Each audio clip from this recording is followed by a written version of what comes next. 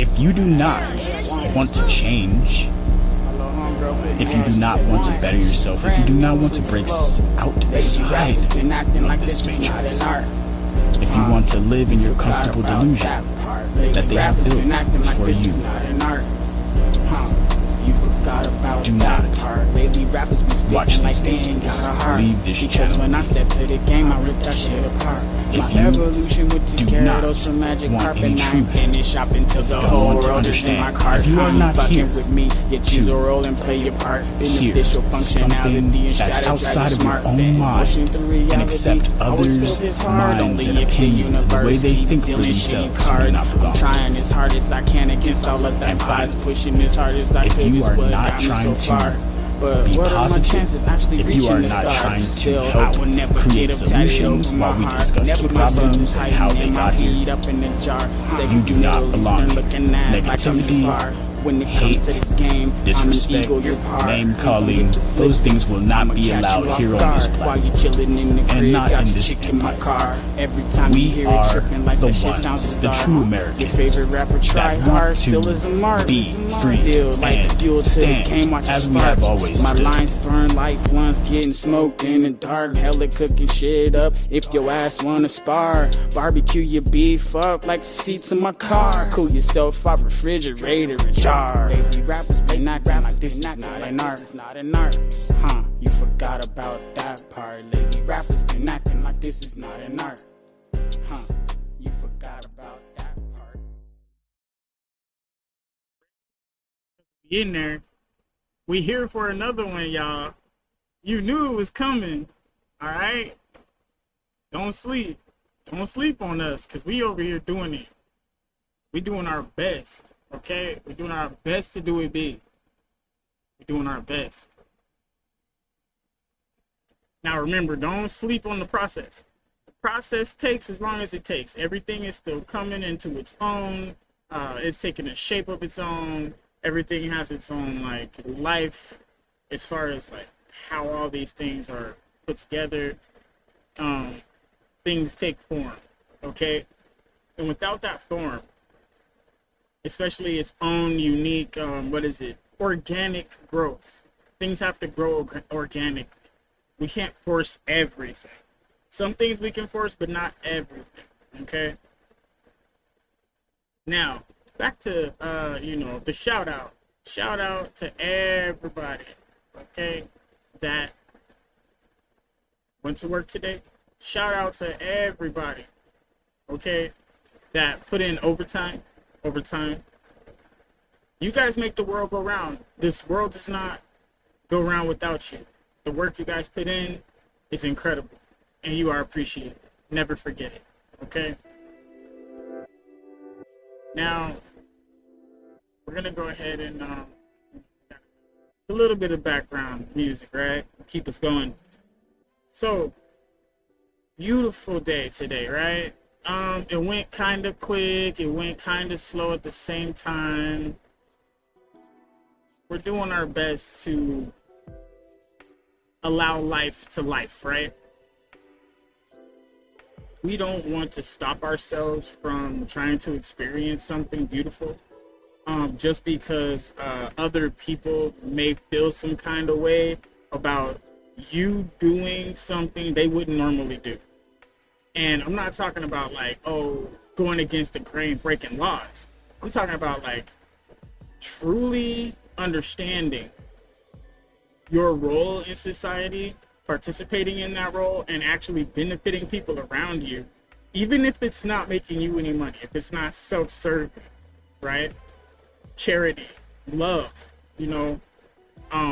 unconditional, like when you have a kid and that baby is a newborn and it needs to pretty much leech off of you to survive, and you don't really, matter of fact, you even think it's cute and adorable that it's leeching off of you and that it has to leech off of you, right? There's a weird enjoyment that people have in the dependency that babies have on them, okay?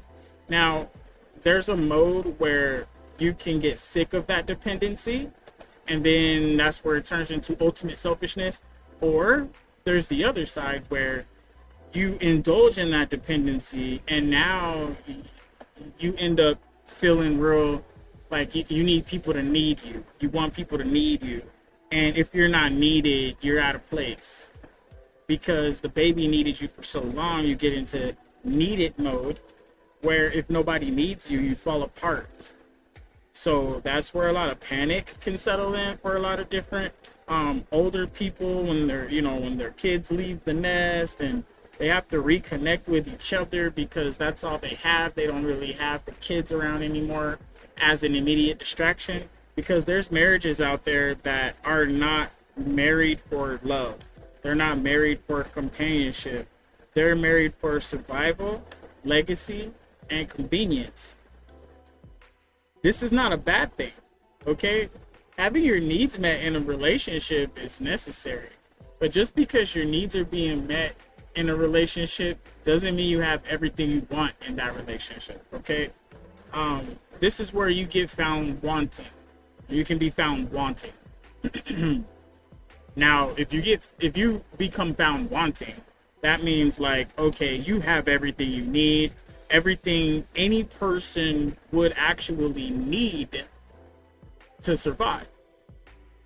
What they would actually need to be sustained and happy. The average person needs these things, and you have it all, but that's just not enough. This is being found wanting, because no matter how much you get, you just want more and more and more and more and more.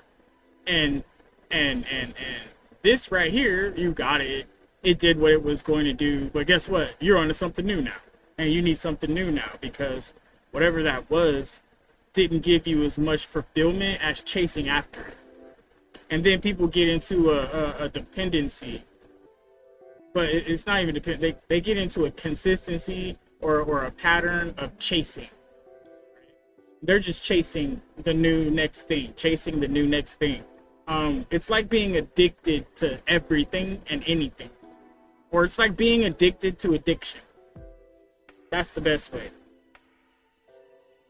Yeah. Yes, it is possible to be addicted to addiction. That is where a lot of people are headed in their natural lives, because that when you set goals, it's okay to have goals, right? But if you're not setting a goal to have a means to an end, right? Ultimately, humans are conditioned. Okay, if you don't have children, your priorities shift. If you do have children, your priorities shift. If you don't have a job, your priorities shift. If you do have a job, your priorities shift. If you're hungry, your priorities shift. If you're full, your priorities shift. You know, there's different states of being that we exist in, and we constantly shift between these states of being because nothing is at rest. If you were completely at rest, you would be dead. When all of the life and everything leaves your body,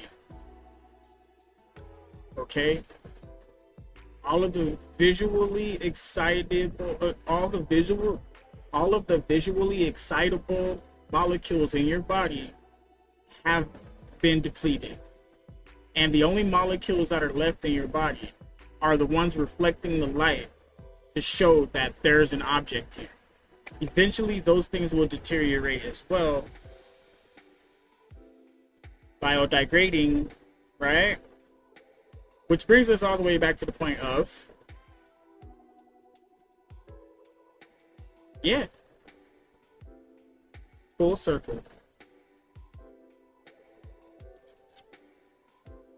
Full circle. Back at the point of, you gotta have your goal. Back at the point of, you gotta know who you are. Back at the point of, what's your purpose? Okay, it's all full circle. Back at the point of, what decision are you gonna make? And then that determines what your outcomes are. Okay, so decision making, outcomes, right? trust me, we got plenty of updates for today. Right now, we're in our, excuse me, I'm over here yawning. Right now, we're in our, hey homie, how you been today mode right now. It's like, you know, we come in brainstorming. I mean, we come into brainstorm, right? We come into the brainstorm. We got to get warmed up. We got to get reacquainted. We got to say hi to each other. You know what I'm saying? We got to have our pleasantries. So we know that we can talk about anything. So we know that we're the homies. And then we start the conversation to figure out where the brainstorm is going to go. Because that's the cool thing about a brainstorm.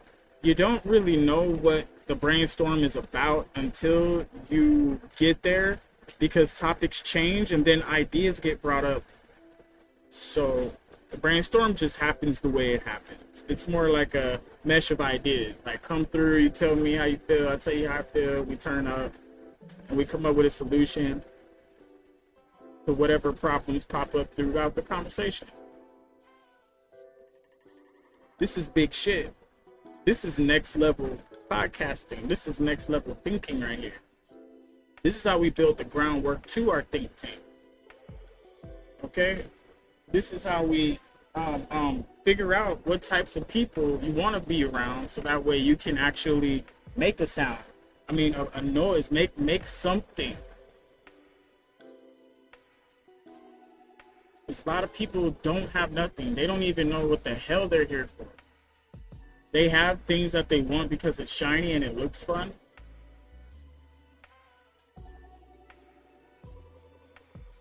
They might have even heard from somebody else how cool it is, or how awesome it is, and how great the community of people are around this specific event. Now you're all interested. Now you want to figure it out. All they're doing is selling you a dream, because once you get into those communities, half the time it's not what you want to do. That's why you're doing something else, or else you'd be doing that all the time. Like bowling, for example. People that love the bowling community, they go bowling. They love to have people that are in that community, they go there. Golfing is one of them, football, basketball, whatever. If you appreciate the people, that type of mindset of people, that's the kind of type of people that will gravitate towards that specific event type. People that like basketball have a certain type of mindset. People that like football have a certain type of mindset. Feel me? People that like soccer / football, yeah, they have a different mindset. But the people that like those sports are more in line with each other's culture.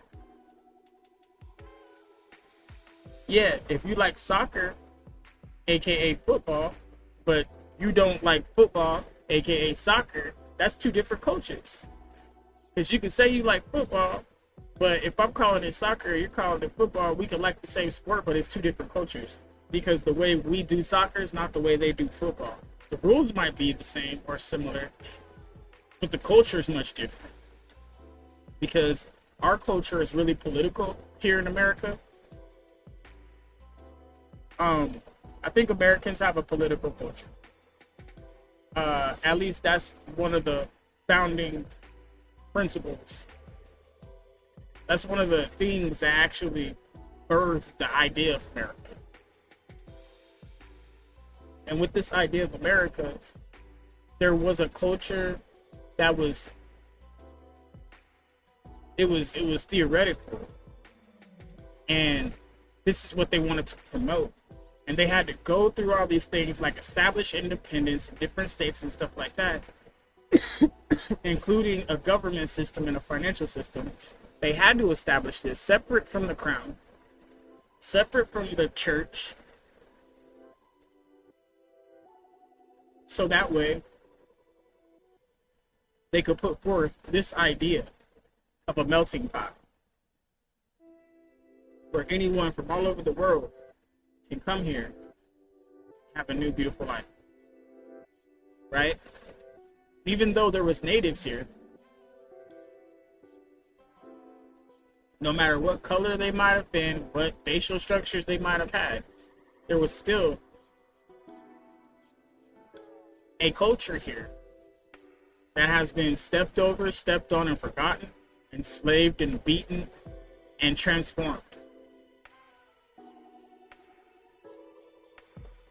Now, I'm not talking about what the facial features of these people or their cultures, or their color skins and stuff. That doesn't matter.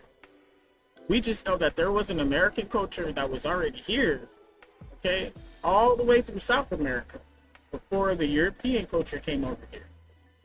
Right? This has already been established. And that culture brought their war with it. The Europeans are at war with the Islams. They've been that way. But now that America, they went over here and they came over here, and so many of those people from over there are over here, and the people from over here that have roots over there, their children that were born here are now in office.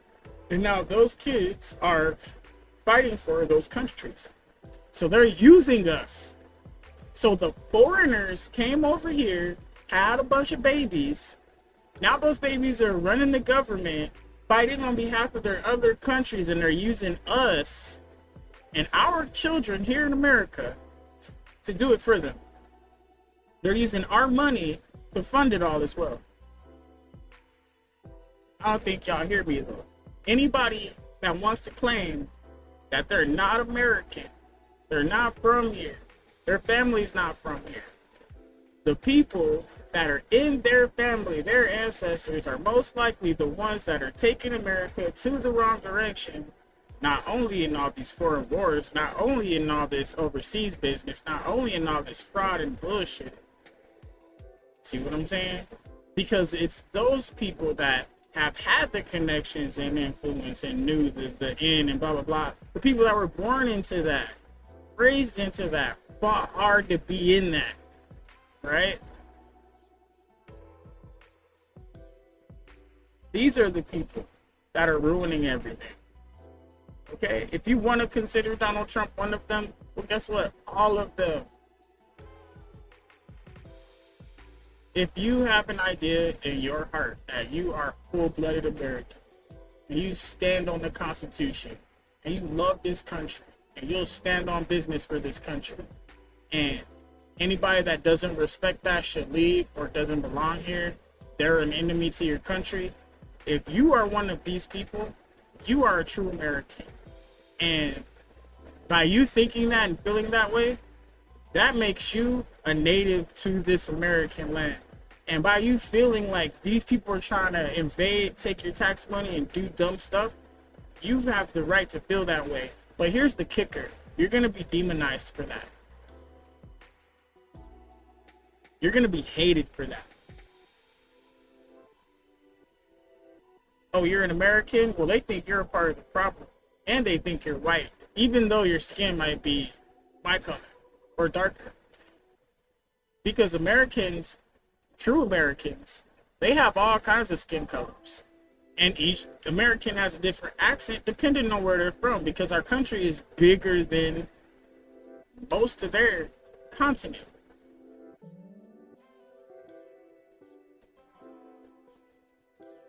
They don't understand the diversity that America has. And I think Americans are fully forgetting how diverse we are as well, how big our country is, how much ground we have to cover. All right? There's a lot that we have to do. And not everybody is going to understand that. And there's going to be people that are against it, 100%. And we can't be mad at them. We cannot be mad at them for being against it.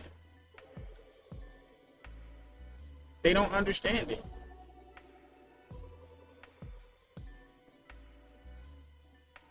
They're not one of us.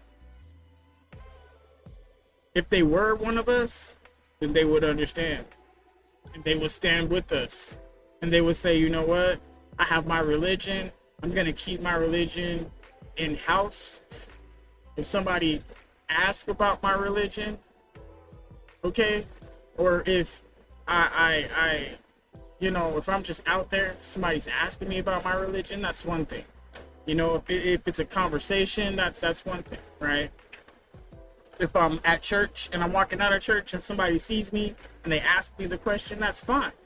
But it's not really my job to try to force my religion on somebody if that's not what they believe in.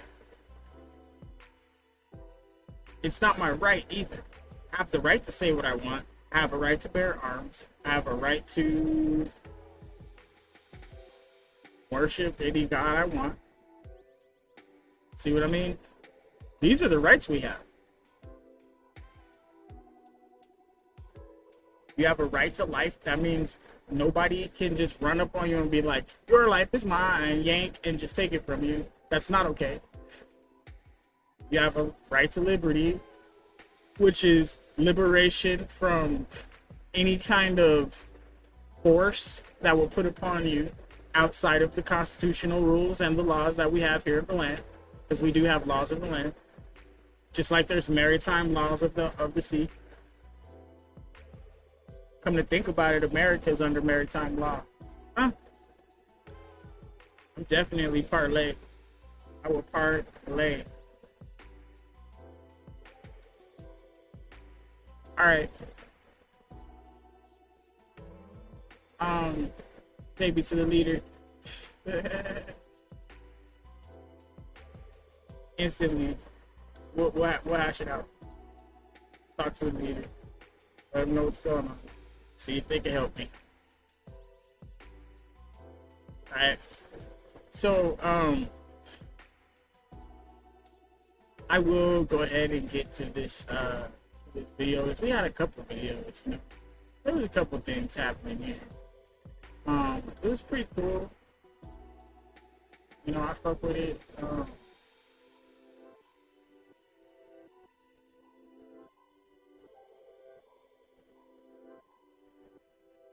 Let me see it here.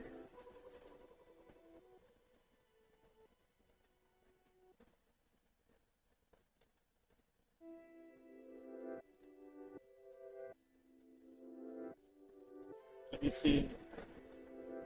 Go YouTube. Let's go.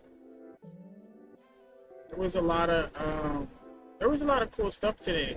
I would say that those updates from the White House officials was nice.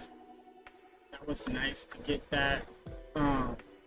I'm just happy that they're not keeping everything close to vest. There's certain things they won't talk about.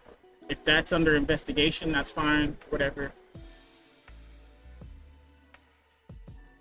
But beyond that, I'm just trying to make sure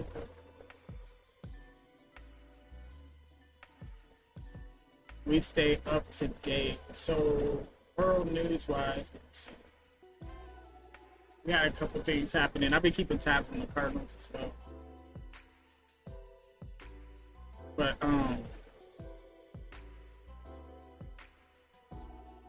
let's see, which one do I want to watch? Which one should we watch?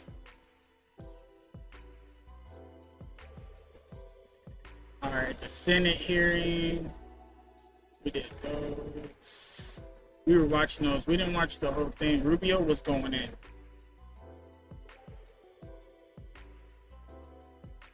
I didn't watch the whole thing, but I ain't gonna lie, it's pretty loud.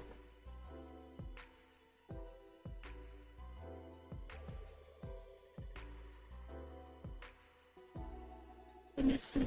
I'm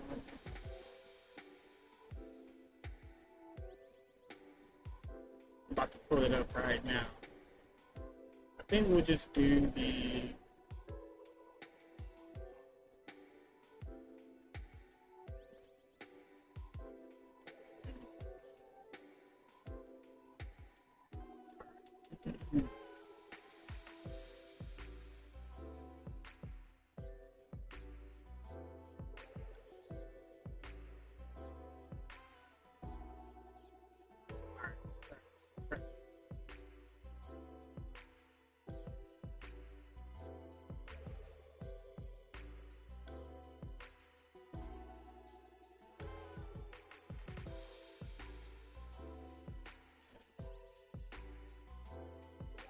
gotta look at this video a little bit. I think that was towards the end.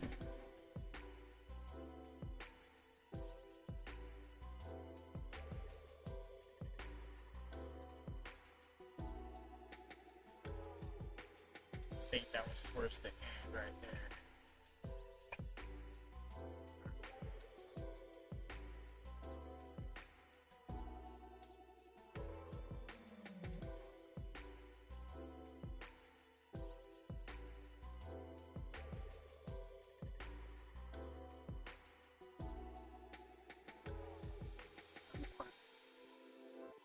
Because this one is extra.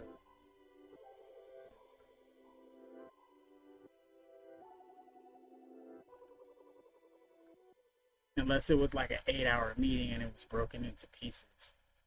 That's the thing that's holding me back right now.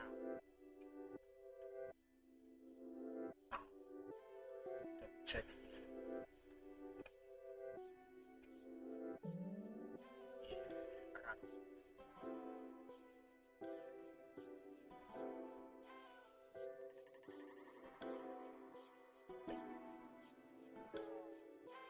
One of them, they came in, but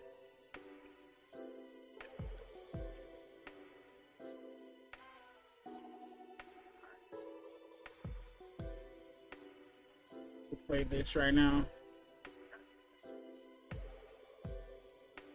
This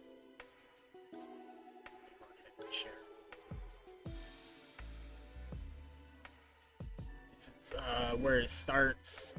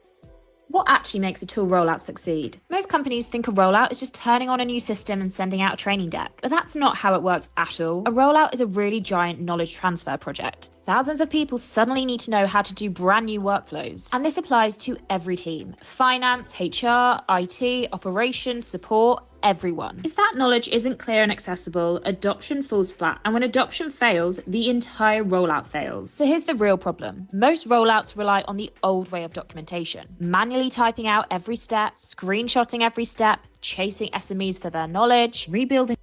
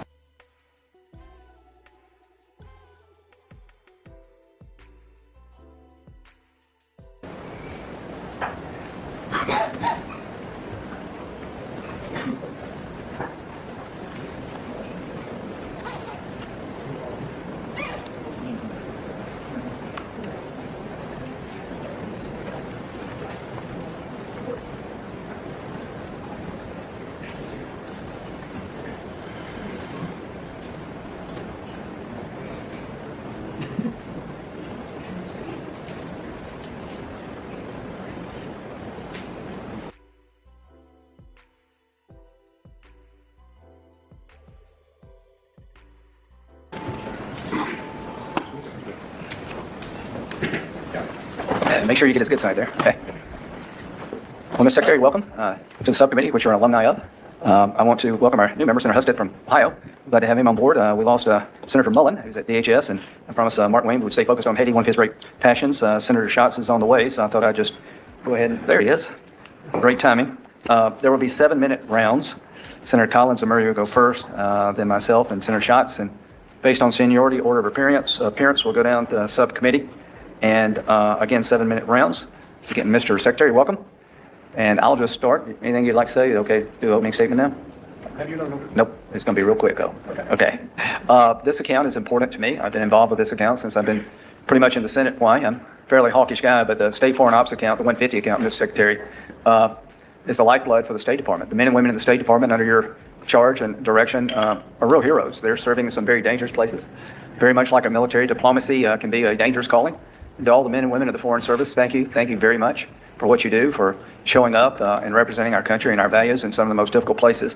So to those who serve in the State Department, you have my gratitude and admiration. As to the budget proposal, we'll see what number we come out with. This is soft power. To me, is still power. There are limits to hard power, and soft power to me has the potential to make us safer in very troubled parts of the world. And I've learned one thing. If you can help feed a starving child, you probably are going to have a good relationship with the mother and the father. And there are programs in this account that have been wasteful and missed the mark, and a lot of them have been cleaned up. And I want to thank you, Ms. Secretary, for looking at this account anew and making it more business-like. But there's some core functions of this account, global health and humanitarian aid, that are, again, national security in another form. And I look forward to working with Senator Schatz, Coons, the whole crowd here. We work together well, and we have a common view that soft power is important. With that, Senator Schatz.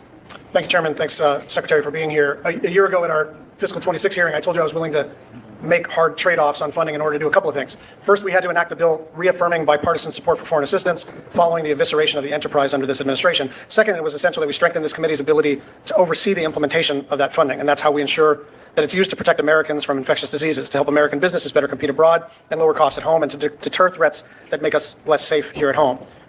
But the narrow goal of enacting a bill earlier this year was to begin to turn the page and work together to restore some of the vital work that has been abandoned. Unfortunately, there are concerning signs that the administration is still not properly executing foreign assistance. Mr. Secretary, in your opening statement, you said foreign assistance is, quote, being brought under the strategic direction of the State Department where it belongs. This was a policy choice that some of us were willing to undergo, and some of us were brought into kicking and screaming, to be blunt. But my request to you, Mr. Secretary, now that we're a year into this, is we're going to have to walk the list. There are a bunch of things that we fought hard for in the bipartisan negotiations to enact legislation in this account. And it makes it a little difficult to do it again if we feel that the statutory language that we passed on a bipartisan basis, reflecting bipartisan priorities, Gavi, PEPFAR, among them, are still not being implemented. And so my purpose here is to continue the conversation we had yesterday and continue the conversation we had 2 or 3 weeks ago to get serious about. Neither of us are trying to generate a clip here. We're trying to make sure that the law that we enacted is implemented. And now that foreign assistance really has been brought under your purview, I want you to assert that authority and actually execute on the law and execute on what I know is your basic belief that foreign assistance, when done right, really projects American power across the globe. But I am not interested in what HHS thinks. I'm not interested in what someone at OMB thinks. You're the Secretary. You've been granted extraordinary authority, not just as the Secretary of State, but as the National Security Advisor and one of the closest members of the Cabinet to the President of the United States. And so I want you to assert your authority and to start implementing the law that we've already passed, because that's really the only way we're going to be able to pass a new SFOPS bill. It is very hard for me to have swallowed a 13% cut and then argue for another bill if the bill we already passed is not being followed. And so I look forward to a constructive conversation, not necessarily lacking any difficulty, but a constructive conversation about those areas in which I think your leadership is needed to actually implement the bill that we've already passed. Thank you very much. I just created simple product videos for all these different products using Veo, Nano Banana, and Airtable. No API. It's crazy work. Crazy work. My apologies, everybody. You know how they like to hit us with commercials randomly as we take our commercial break. Is any of this settling in with anybody? My phone added those straight to Airtable. I agree that there is a point that power needs to be, implemented, especially when you are supposed to be holding people accountable for making choices, especially on the behalf of the people. It's very, very important that somebody sticks to this. So I do understand the concern that he has at this point that he's making.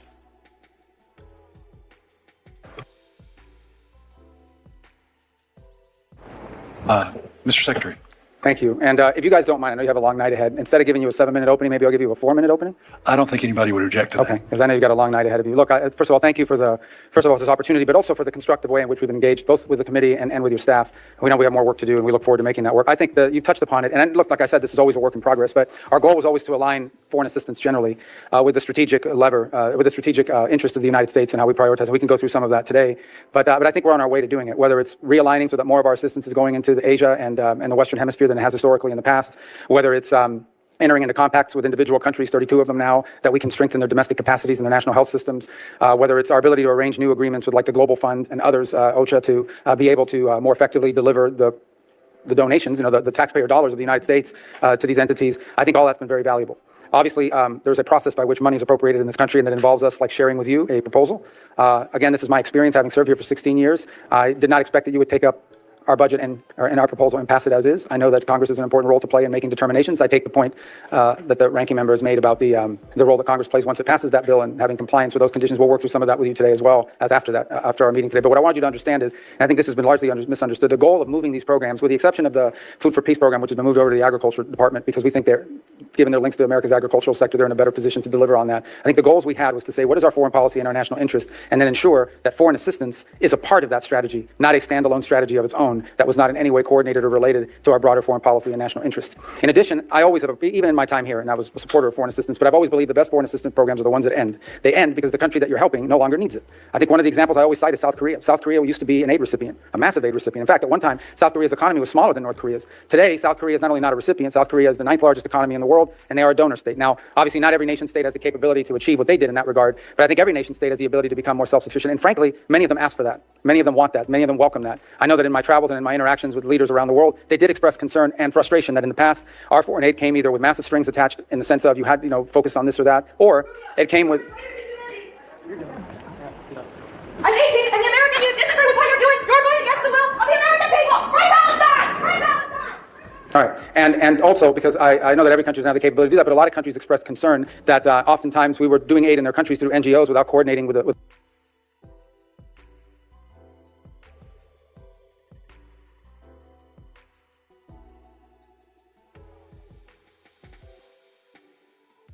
up its seat on the Gavi's board in the partnership's history. I don't think that's a good outcome.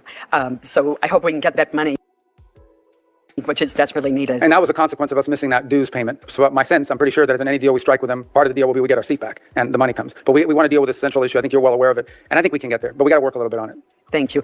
Mr. Chairman, I know my time has expired, so I'll submit the rest of my questions for the record. I just want to point out that there are proven high-impact interventions for pregnant women in prenatal vitamins made in the United States and a food supplement, RUTF, again, made in the United States, that dramatically improve maternal and child health outcomes. And it's something that I'll be talking further about the public-private partnership to get this kind of supplement out to those who need it globally.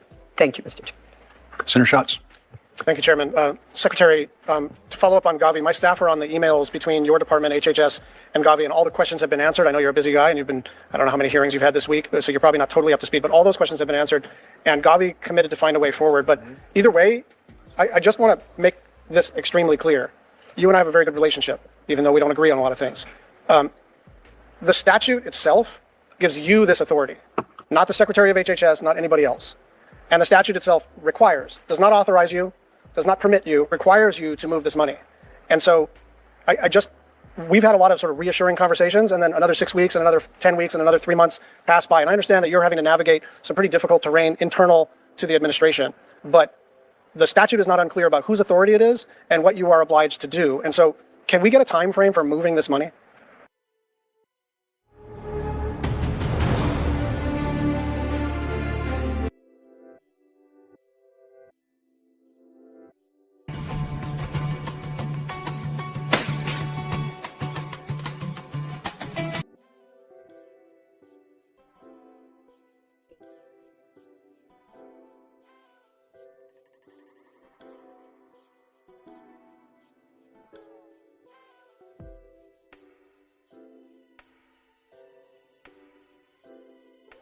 Get this solved. I believe we will get it solved. I'll be engaged in getting it solved. I don't know the time of it. I mean, shortly. How's that? I mean, like I said, I know that some paper came in, maybe it was yesterday or the day before, they made I wouldn't want to call it a counteroffer, but a proposal on what they think they could do to solve this problem. I have not personally had an opportunity to review it, but I'm aware of it. I was informed of it again this morning. The commitment I can make to you is that this is a problem I would like us to solve. I do think that the HHS point about this preservative is not irrelevant and invalid because we don't use it in our country. So I want to account for that as well, but we will get this solved. We want to get this solved. Thank you. You have $2.5 billion in unspent funds we provided specifically for the Global Fund since fiscal 24. It is in Title III of the SWAPS bill for each year. Again, on the USAID stuff, we had a disagreement about the kind of programmatic implementation, but it was very hard to argue that the government itself didn't have the authority to determine who was a recipient of a grant. This is different. The Global Fund is specified in the statute, and you have an internal cap on U.S. contributions. It's not statutory, but it says 33%. For every $1, you're going to get 2 non-American dollars. Again, not required by law, not even necessarily permitted by law, but even under that, there's still $661 million that you could move tomorrow morning. And this is not a complicated situation with a preservative and a vaccine and interagency. Like, this is entirely your authority. And the $661 million that is available to be moved, those are data that came from your department. And so I'm just wondering when we can move this money because it's so highly consequential.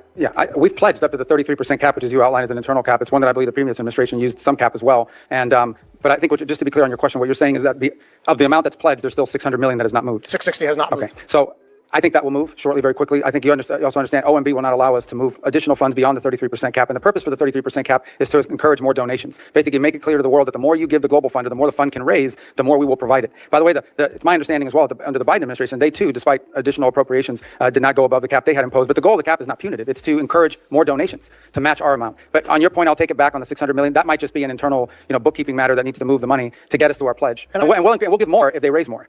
Got it. Let's talk about the USAID closeout. There's $16 billion in the USAID account tied to awards that were terminated from prior years. But then there's another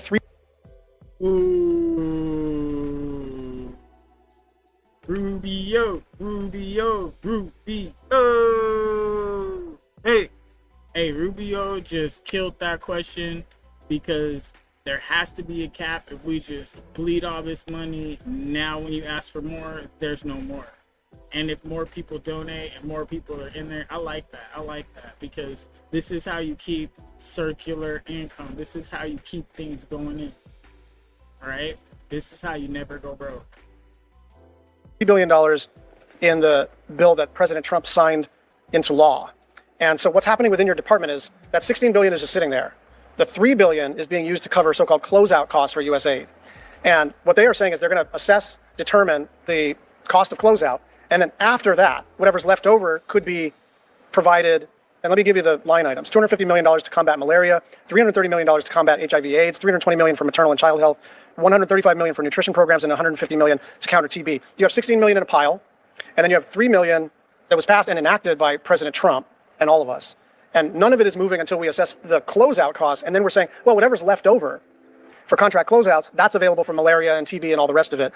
I think that's inverted. You should use the $16 billion from the canceled contracts to close out whatever you need to close out. And the $3 billion that we enacted for specific purposes should be used for those specific purposes. So can I get your attention on that matter? Sure. So a couple points. As you know, the USAID, I'm no longer the acting director. It's no longer under our purview, and not even through my personal engagement. It's now basically out of OMB, and they are sitting on this closeout fund. The closeout fund isn't just for contracts. Some of them are tied up in litigation. In essence, some of that money may be needed because these people have sued. They want to get paid for the contract. They claim they were in breach, and courts are basically saying we may rule in their favor, and in some cases might, and we have to have funds available. So they're still estimating what that closeout cost will be. We have been able to go and get some money for OMB. For example, I think after our conversation, we talked a little about Ebola response. OMB released, I think the number is $200 to $250 million from that fund for the Ebola response. Yeah, and theoretically, the money that's not needed for the closeout, as I said, may be given to the state for programming. As you can imagine, we want it to be given to the state for programming because we have programming we can put it towards, including the items that you've outlined. And that was the whole point. I mean, the whole point here was to move aid under the State Department. Whether we like that or not, that was your objective. And so now that there's this pile of money that's still in USAID, it strikes me as a little odd that you can't control those dollars. That was the purpose of enacting this kind of new model. The other thing I'd say is, first of all, thank you for releasing those Ebola dollars. It also demonstrates that you are perfectly capable of getting money released from those closeout funds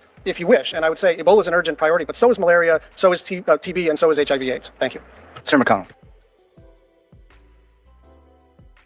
Creators, take these 3 apps.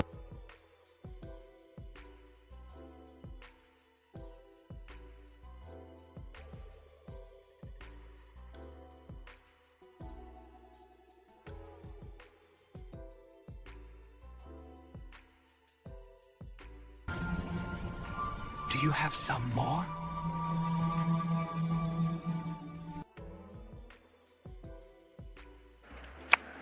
Welcome back to your old place of work, Ms. Secretary.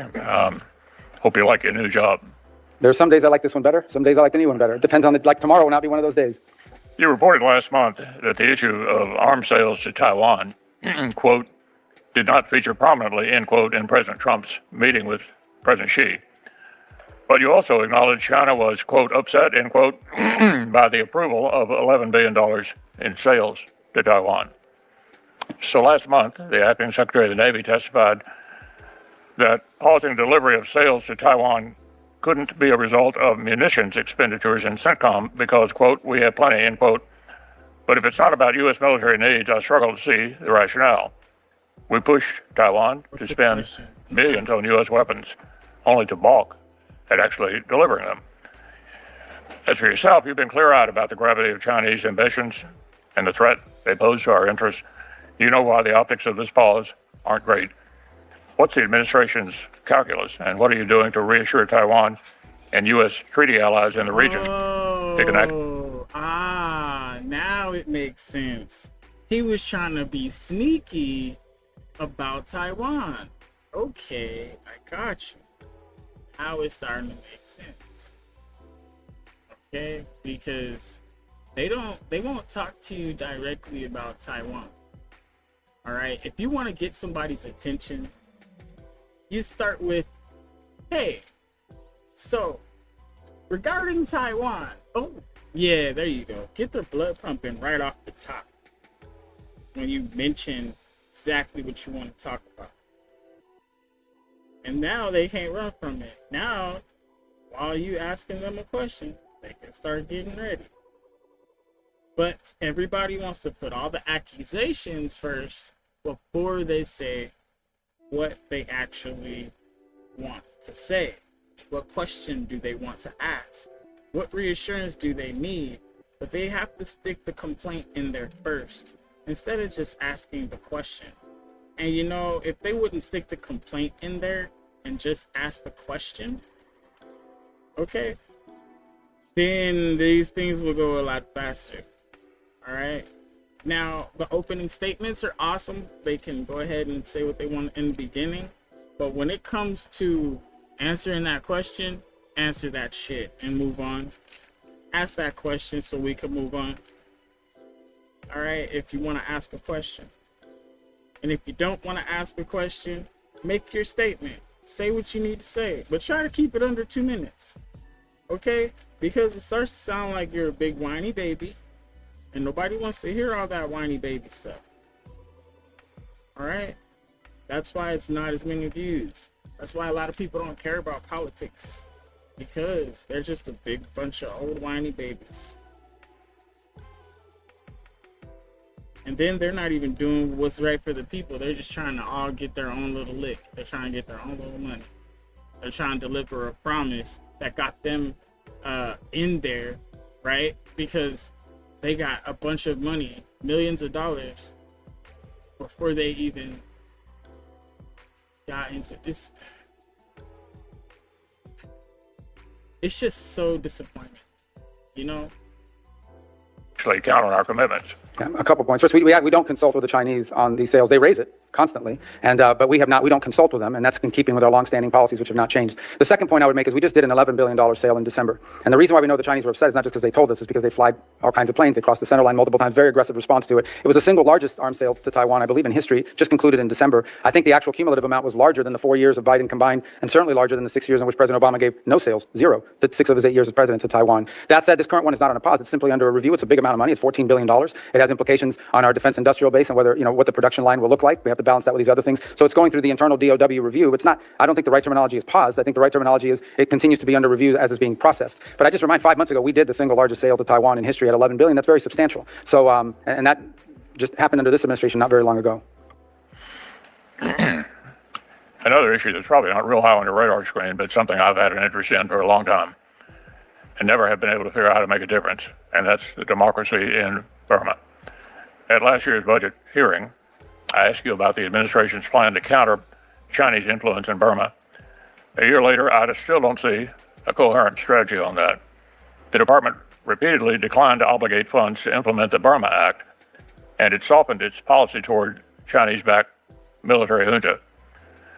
So, Mr. Secretary, when Hong Kong's pro-democracy advocates were under attack, you stood by them, both on principle and because friends of democracy tend to be friends of America.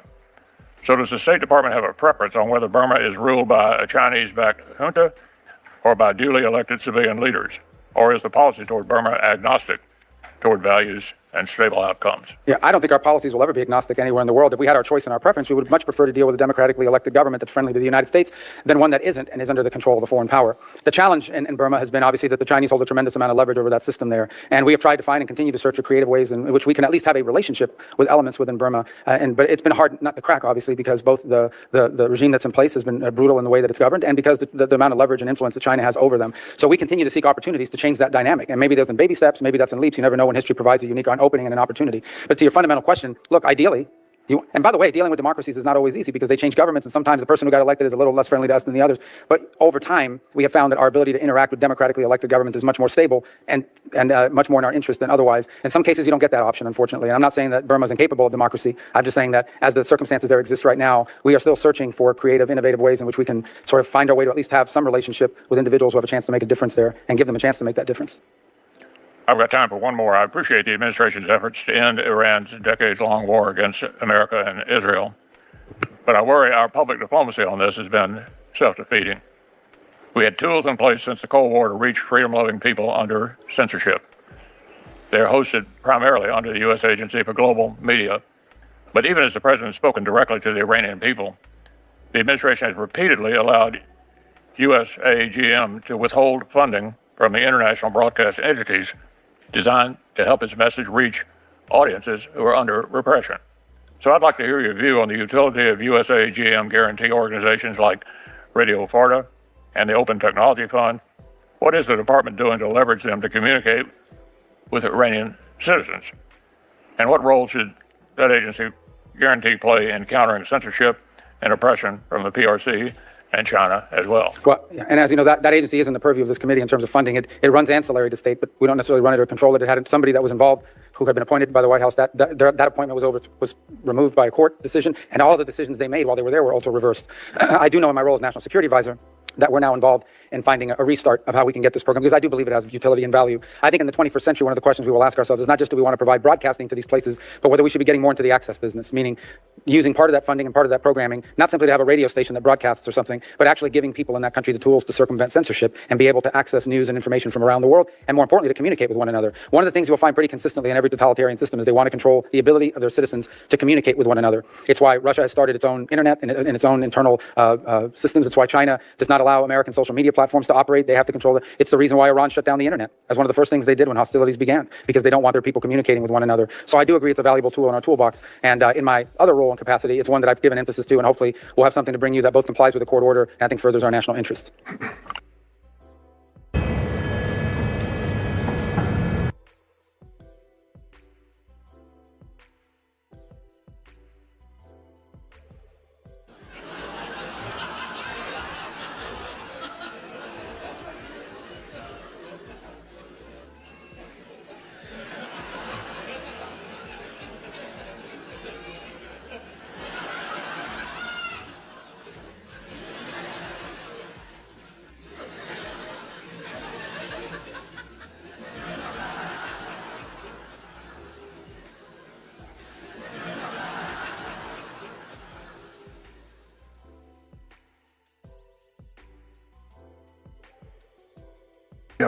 And we were asking our experts, how long is this war going to last?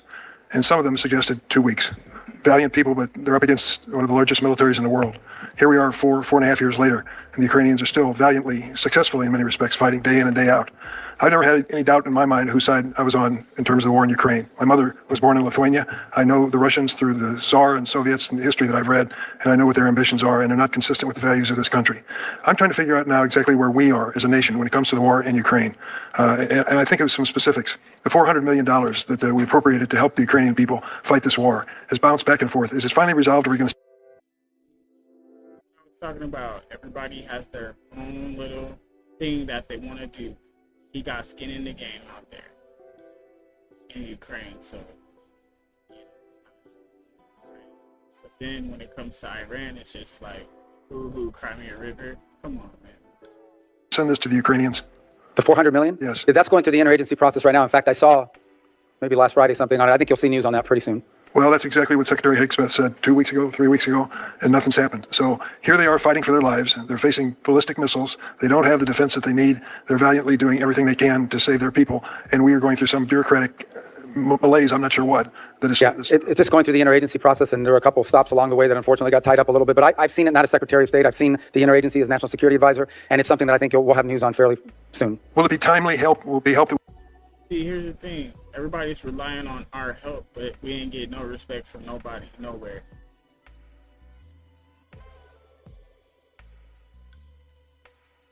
Right? Then you don't want to talk about, oh, well, run this by the president. No, right? Where's the respect? There's no love at all.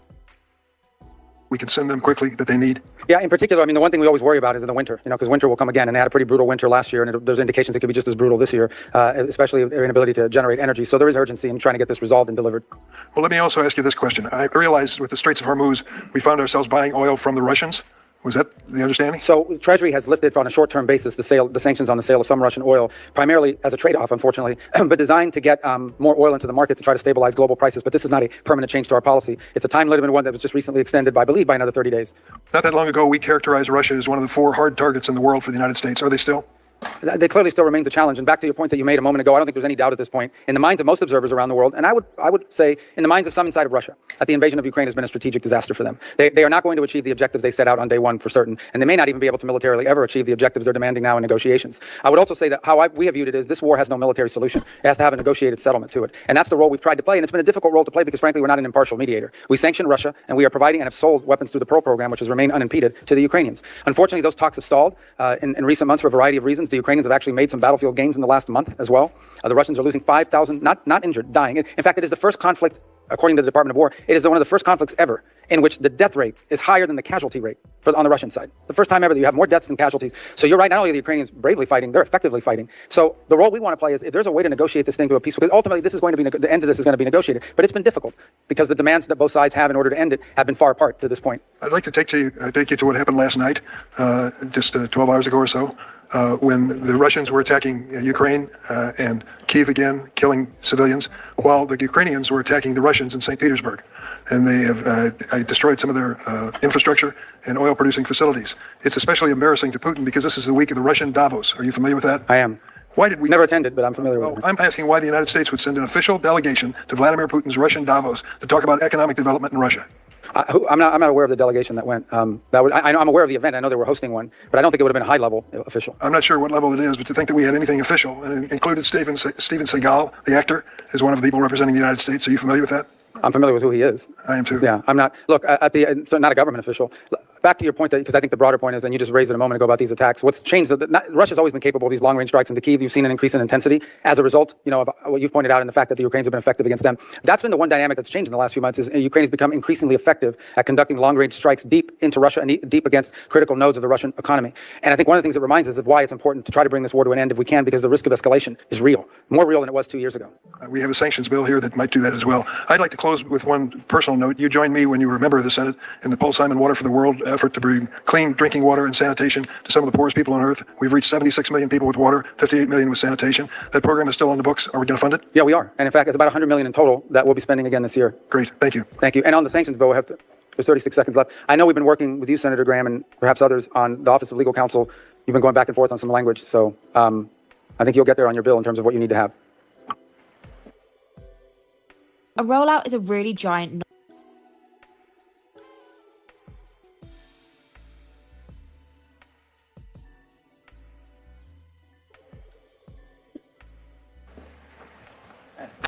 Thank you, Senator Durbin. We'll just pick up on that point. Number one, I think you're doing a great job for our country. I'm glad you're there, and you've been working really hard, and it's appreciated by many of us up here. You represent us well, Secretary Rubio.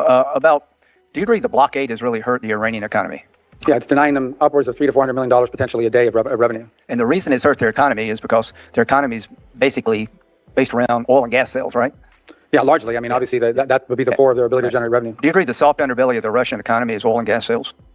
Of their economy? Yeah. Well, again, that's one of the commodities. They have some agricultural sales as well, but oil and gas are clearly the leading So the generator. theory of the bill you just mentioned, which has enormous bipartisan support, and we're very close, is to give the president the ability, if he chooses to put tariffs and sanctions on countries that buy cheap Russian oil and prop up their economy. You support that concept, right? I support having those tools available for the president to use, especially if what we're trying to do is reach a negotiated agreement. The more leverage tools we have at our disposal, I think the bigger role we can play in breaking this about. Thank you. This will come from Congress, so it'll have our blessing. It'll be, I think, a better situation in court. So like China and India are the two top. China buys the most oil from Russia, the most oil from Iran. So to our friends in China, if you would stop this, we'd end both these wars. So we hope to give you that tool soon to the president, and thank you for all your help to get it done there. Do you agree that under our law, if there is an agreement with Iran, that the Iran Nuclear Agreement Review Act would apply and it'd have to come to the Congress? Yeah, the INARA is a pretty tightly written bill, and so it does have very specific requirements about elements of the nuclear program that would have to be noticed to Congress. Okay, good. When it comes to any deal that may be entered into with Iran, and I hope you can, I want to get a diplomatic solution. Hezbollah is a terrorist organization under U.S. law, is that correct? Hezbollah, yes, correct. So in the future, if Iran continues to help Hezbollah, will there be anything in the deal that would punish Iran for doing that? Well, that's what we want. We certainly think that in order to deal with it, look, the primary threat here is the nuclear weapons, and that's what we want to be able to fix, and that is that they can never have a nuclear weapon. Right. Obviously, their ability to export terror and finance it in the region is also deeply that would be problematic, part and we will most certainly insist. I mean, there could be sanctions just on that. Okay, thanks. See, October 7th had nothing to do with their nuclear program. It was generated by proxies, and it killed 1,200 Israelis, and it just shows you the power of these proxies. And I think any successful containment of Iran would have to contain their proxies like Hezbollah. So I'm glad to hear that certainly will be part of the deal. When it comes to the deal itself, the nuclear part, to make sure they don't have a nuclear weapon, do you agree that without enrichment, you can't make bomb material? If you don't have the ability to enrich, you can't make bomb material. No, that's right. Yeah. Unless somebody's willing to sell you 90% enriched. Right. Well, that's not making it, it's buying it. Correct. There are over 20 countries that have peaceful nuclear power programs that don't enrich. It's my view that whatever deal you do with Iran, they should not be allowed to enrich at all. If they want peaceful nuclear power, they can have a 1, 2, 3 agreement. Do you agree with that concept? Now, do I agree that we've offered it to them in one of the rounds of previous negotiations before Epic Fuel? We actually offered to give them access to free fuel that they didn't have to enrich, which they declined, of course. They want to enrich to make a bomb, don't you think? They want what, I'm sorry? They want to continue to enrich for one day to make a bomb. Well, if what they want is a civilian nuclear program, which, as you said, they can have because other countries have it, you don't have to enrich, and you certainly don't have to enrich very deep in amount. If the past is any indication of the future, they took what was supposed to be a limited civilian program and were able to make 900 pounds of 60% highly enriched uranium, right? Correct. So approximately. Yeah. Okay. They cheat. Is anything that would make you believe in the future they wouldn't cheat if they could? Well, that's why any deal would have to have strong verifications. Right. And the JCPOA allowed enrichment. Do you agree with me that if they had no enrichment capability, it'd be hard to cheat because you don't have anything to cheat with? Well, that's right. Okay, good. When it comes to Cuba, you know what you're talking about. And congratulations on Venezuela, the role you've played here to try to get Venezuela from communism to a friend of America. Tell us about why we should care as a nation for the regime and the communist regime in Cuba to fall. Well, first, let me just say briefly on Venezuela. I think we're better off than we were just 5 months ago. This was 5 months ago. We're not where we need to be.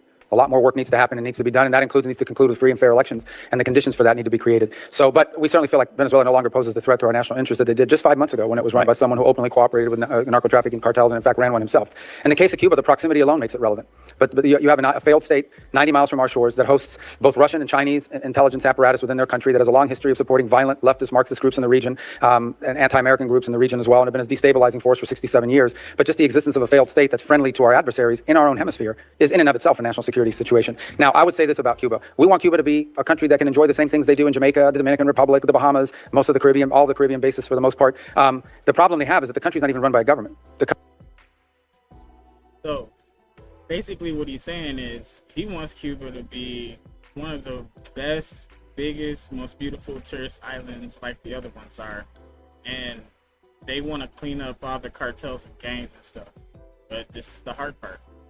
Country's run by a military conglomerate named GAESA that controls 70% of the GDP of the country, and all the money they generate, they're sitting on $18 billion of assets. Not a single penny of the money that conglomerate generates transfers over to the national treasury. That means it doesn't build bridges, it doesn't build roads, it doesn't build schools, it doesn't do any of it. Well, it all goes, and that's what we need to tackle. Right. And those are the people that have to agree to normalize Cuba to the world and to its neighbors in the United States. Right. Well, God bless your efforts to do that. I think Venezuela and Cuba going from the communist column to what you described would be a great advancement for our hemisphere and the people of those countries as well as America. Final question. President Trump has said that after the Iran nuclear deal, he wants to expand the Abraham Accords. And I worked with President Biden and many people on this panel here to try to get Saudi Arabia to recognize Israel under Biden's watch. And I just want to applaud President Trump for saying that would be the game changer of all game changers. Do you agree with that? Can you articulate with this committee why expanding the Abraham Accords to include Saudi Arabia, what would that do to the region and why is that so important? Well, I think it's self-evident, but I would say look at the benefits it's already had with regards to the Emirates, the United Arab Emirates and Israel and the relationship that they have. If you can create these strong economic and people-to-people linkages between these countries and the recognition, it creates tight bonds that I think extend beyond just defense. It extends to economics in ways that they're now enjoying joint prosperity. It makes a lot of sense from the economic standpoint because what Israel has, and for example in the technology sector, would be highly beneficial to these countries that would join, and likewise the resources these countries have would be beneficial to Israel. So we do want to expand the Abraham Accords. Obviously it's difficult to do at this moment, but we're laying the groundwork for it. It'll be a top priority of this administration. Go ahead. Finally, I just want to say Saudi Arabia is different than any other country. It's the keeper of the holy sites of Islam. It's the center of Islam as we know it. If they join, folks, a lot of other Muslim nations will join. North Africa would be the biggest change in our lifetime. Let's work together under Trump like we did Biden to make this happen. Senator Murray. Tell Monday what you need. We're creating an agency. What I will say is, this is very interesting. It is a lot going on. It is the individual that has to be held accountable here. Not everybody is going to get what they want here. These are our other topics. We'll get there. This one is a long one. We're not going to do the whole thing today, but we will have more conversations about this stuff. We are just staying updated. That is the latest news. But I know for a fact that the plan that I gave them, it should work out. Everything should be good with that. Here in the future, life is going to change. I hope a lot of people, find what it is that they're going to believe in, because pushing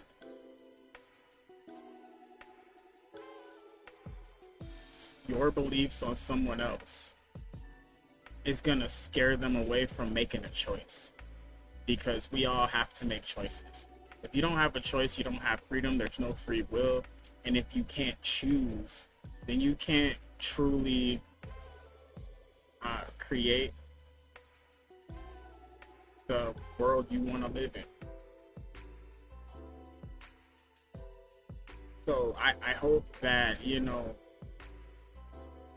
people kind of get it together.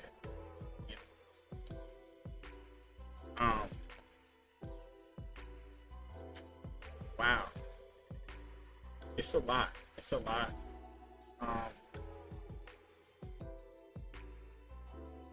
Wow. Yeah, I'm kind of mind blown today. It was a long day. It went kind of quick though, but it was still long, Whew. It was hot today too. It was a hot day. A lot of people probably felt that heat. It was raining for some people out there though. Rain would be nice. Yeah, get some of that water from the sky, huh? But we got to keep ourselves grounded in the truth. Without the truth, we won't know the way. And if we don't know the way, we can't live the life. All right? So, with that being said, it's time for me to shut the fuck up. Get ready.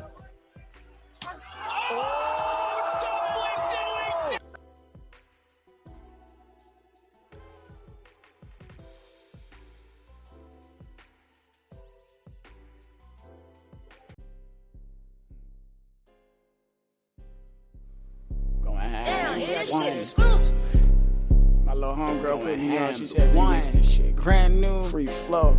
Lately rappers been acting like this is not an art. You forgot about that part. Lately rappers been acting like this is not an art. You forgot about that part. Lately rappers been spitting like they ain't got a heart. Because when I step to the game, I rip that shit apart. My evolution with the Gyarados from Magic Carp, and I ain't finished shopping till the whole road is in my cart. Want to Fucking with me, change, you choose a role and play your part. if you do not want to better yourself, if you do not want to break outside of this always feel matrix, this hard, only if the you want to live in your comfortable delusion cards. I'm that trying they as have hard built as I can for against you. all of the odds. Pushing as hard as I could is what got me so far. not But what are my chances of watch these actually videos. reaching the stars? Leave this Still, I channel. will never get up tatted over my heart. Never my If you sons is hiding in my do weed not up in the jar. want any Sexy truth, Middle Eastern looking don't want ass to like I'm too understand. far. If you are When not it comes here to the game, to I'm an eagle, you're par. hear Get to slipping, something I'ma that's catch you outside off of your guard. own While you mind chillin' in the and crib, accept got your chick in my others' car. minds Every and time you hear it opinions, the way tripping they like that think shit for sounds themselves, bizarre. you do not Your belong. favorite rapper try hard, still is a mark. finally, Still like the if you fuel are to the not game, trying watch to it spark. My lines positive, burn like blunts, if you getting are not smoked trying in the to dark, help hella cooking create shit up. solutions If your while we ass wanna discuss the spar, problems and how barbecue they your got here, beef up like the seats in my you do car. not Cool belong here. yourself up, Negativity, refrigerator, jar. hate, Rappers play knock out, disrespect, name calling, those things will not be allowed here on this platform and not in this empire. We are the ones, the true Americans, that want to be free and stand as we have always stood. Damn, this shit is exclusive.